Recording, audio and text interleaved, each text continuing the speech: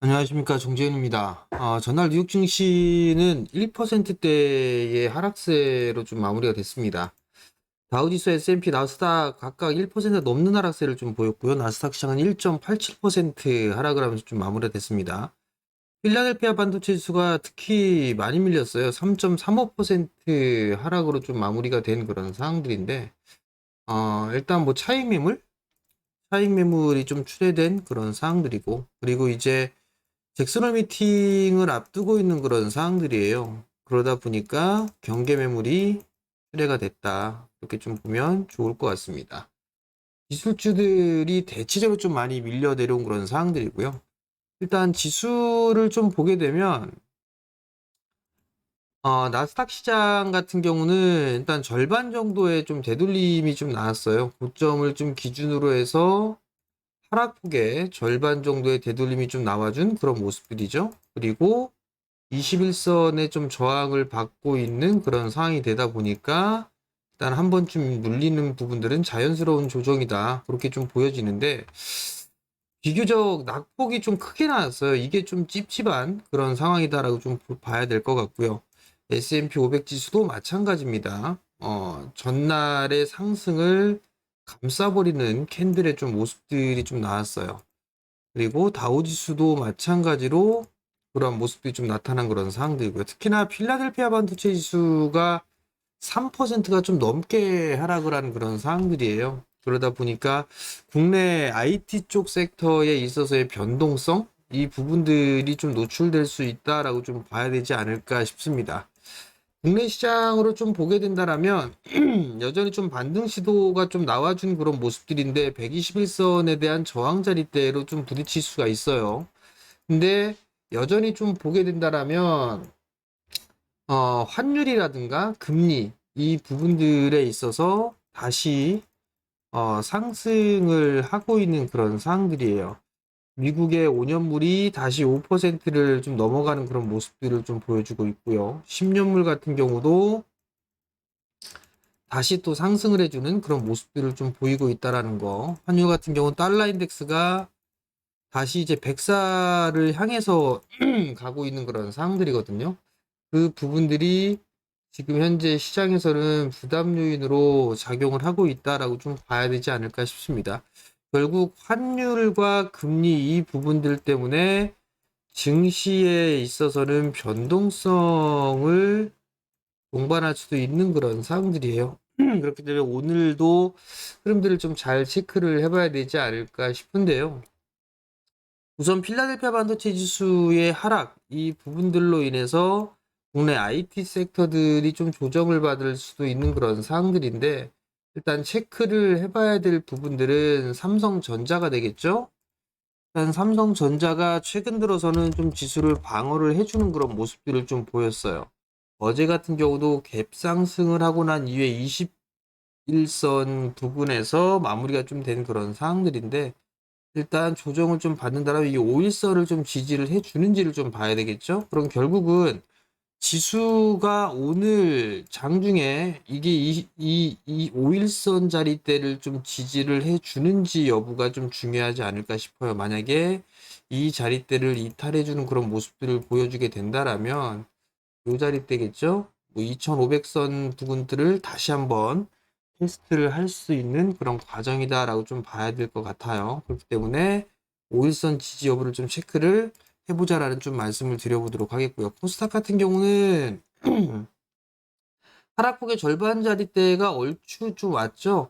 이 최고점 기준으로 해서는 아직 조금 부족한 그런 모습들을 좀 보여주고 있는데 이 기준으로 봤을 때는 약간 좀 모자르게 왔어요. 근데 어찌됐든 21선에 있어서의 저항 자리대로 좀 부딪힐 수가 있겠죠. 마찬가지로 5일선을 회복을 해놓은 상황이기 때문에 5일선 자리대를 좀 지지를 해주는지 여부를 봐야 되지 않을까 싶습니다. 종목군들을 보게 되면 어제 같은 경우는 반도체 쪽도 강한 그런 모습들이었었지만 어제는 포스코 그룹주들이 좀 괜찮은 그런 모습들을 좀 보였어요. 포스코 퓨처엠이라든가 포스코 홀딩스라든가 그리고 에코프로 BM 뭐 이런 2차전지 쪽의 종목군들이 좀 괜찮았는데 사실 뭐 에코프로 BM보다는 에코프로가 조금 더 강한 그런 모습들이 좀 보여지고 있죠. MSCI 지수에 편입이 되기 때문에 그 부분들에 있어서의 대기 매수세 뭐 이런 부분들을 좀 기대하고 있는 그런 사항들인데, 여기서 추가적으로 좀 더 올라가는 그런 모습들을 좀 보여주게 된다라면 계속적으로 좀 말씀을 드립니다만, 7월달 이 저가에 매수하신 투자자분들이라면 모르겠는데 7월달 이후에 좀 따라 들어가셨던 분들이라면 일부러 한 번은 덜어주는 전략이 좀 좋다라는 거, 그 부분들 좀 기억을 하시면 좋을 것 같고요. 오늘 같은 경우도 아무래도 종목장은 좀 진행이 될 거예요. 종목장은 좀 진행이 될 건데, 여기서 봐야 될 부분들은 계속적으로 좀 말씀을 드리죠. 외국인 수급입니다. 외국인 수급 체크를 좀 필히 하셔야 된다라는 거. 특히나 선물에 대한 환매수 이 부분들을 계속적으로 좀 봐야 될 것 같아요. 어제 같은 경우도 환매수가 좀 들어와 주는 그런 모습들을 좀 보였었죠. 그러면서 지수가 좀 괜찮은 주가의 흐름들을 좀 보였어요. 사실 선물 매도가 나오면서 현물 같은 경우는 그렇게 크게 물량이 좀 나오진 않았었어요. 근데 어제 같은 경우는 거래소 시장이나 코스닥 시장 양매수가 좀 들어와 주는 그런 모습이었었죠. 근데 오늘 만약에 이게 매도로 좀 전환되는 그런 모습들이 나오게 된다라면 변동성이 좀 커질 수도 있는 그런 상황들이에요. 그렇기 때문에 그 부분들을 좀 기억을 하시고, 외국인 쪽의 선물을 환매수를 여전히 좀 진행이 되는지 그 부분들을 좀 기억을 하시면 좋을 것 같고요. 지수에 대한 부분들은 여전히 그냥 박스권으로 좀 보고 있어요. 박스권으로 좀 보고 있는 그런 상황이기 때문에 따라 들어가는 전략은 좀 좋지는 않아요. 그러니까 조정을 좀 밀리는 그런 모습들을 좀 보일 때 그때 좀 매수를 해보는 그런 전략이 좀 좋다라는 거. 한국 증시의 PBR 기준을 좀 보게 되면 0.93배 정도 수준이죠. 코스피 200으로 놓고 봤을 땐 0.91배 정도 수준입니다. 그렇기 때문에 추가적인 하락에 있어서는 두려워할 부분들은 없다. 이 부분들을 기억을 하시면 좋을 것 같고, 시장이, 저도 마찬가지지만 주식이 밀리거나 시장이 밀리면 좀 불안한 그런 부분들이 있어요. 근데 지금의 레벨 같은 경우를 좀 보게 되면 하단권역으로 좀 보고 있는 그런 상황들이기 때문에 크게 우려할, 지수 하락에 있어서 두려워할 부분들은 없다. 그렇게 좀 보시면 좋을 것 같고, 일단 박스권역으로 좀 진행이 된다. 이렇게 좀 생각을 하고 시장을 좀 대비를 하는 그런 전략이 좀 좋지 않을까, 그렇게 좀 말씀을 드리도록 하겠습니다. 최근 들어서는 2차 전지와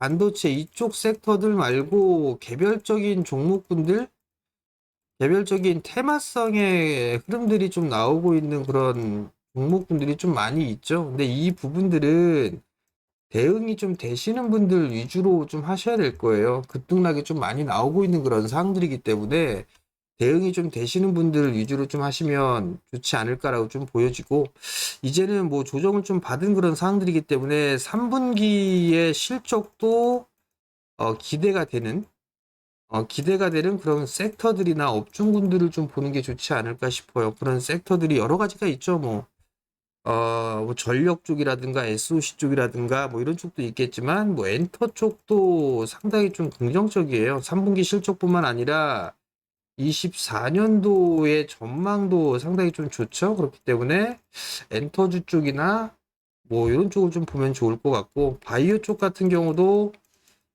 제약 바이오 쪽 섹터죠. 여전히 좀 관심 있게 좀 봐야 되지 않을까 싶어요. 지수를 커버를 해주려면 2차 전지와 반도체를 커버를 해주려고 한다라면 제약 바이오 쪽이 그나마 세 번째로 좀 크기 때문에 이들이 좀 방어를 해줘야 된다라는 거, 이렇게 좀 보시면 좋을 것 같고, 섹터 테마로 좀 보게 된다라면 로봇 쪽도 저는 좀 괜찮지 않을까, 그렇게 좀 보여집니다. 일단 최근 들어 좀 쉬어가는 그런 모습들이 좀 많이 나왔었죠. 그렇기 때문에 이 로봇 쪽도 나름대로 좀 나쁘진 않다. 뭐 레인보우 로보틱스 같은 경우도 고점을 기록하고 난 후에 하단 자리 때까지 좀 내려와 주는 그런 모습이죠. 뭐 이런 종목군들이 있기 때문에 기술적인 반등 타이밍은 나올 수 있지 않을까 싶어요. 뭐 뉴로메카도 마찬가지인 것 같고요. 뭐 SPG 같은 경우도 하단권역까지 좀 내려온 그런 상황들이죠. 로보티지도 마찬가지인 그런 상황들이고, SBB테크도 마찬가지로 하단권역에 좀 내려온 상황이니까 요런 쪽에 있어서의 순환매를 뭐 노려보는 전략도 좋지 않을까라고 좀 보여지고요. 삼성전자 같은 경우 계속 좀 말씀을 드렸지만 이 자리대를 기준으로 해서 매수를 해봐도 좋다라는 말씀을 좀 드렸을 거예요. 근데 여기서는 따라 들어갈 필요가 없는 상황이죠. 올랐으니까. 다시 내려오게 된다라면 이런 종목분들은 여전히 좀 접근을 해도 좋다라는 점 좀 기억을 하시면 좋을 것 같고요. 삼성전기도 좀 말씀을 드렸었는데 마찬가지 따라 들어가지 마세요.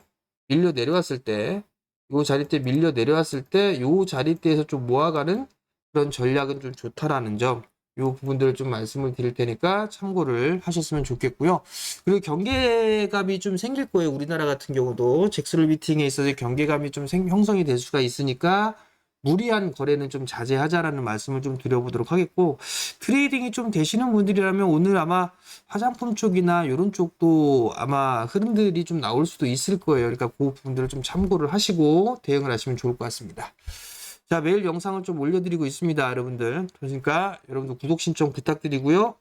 영상을 보시면 좋아요도 달아주시고 댓글도 달아주시면 감사하겠습니다.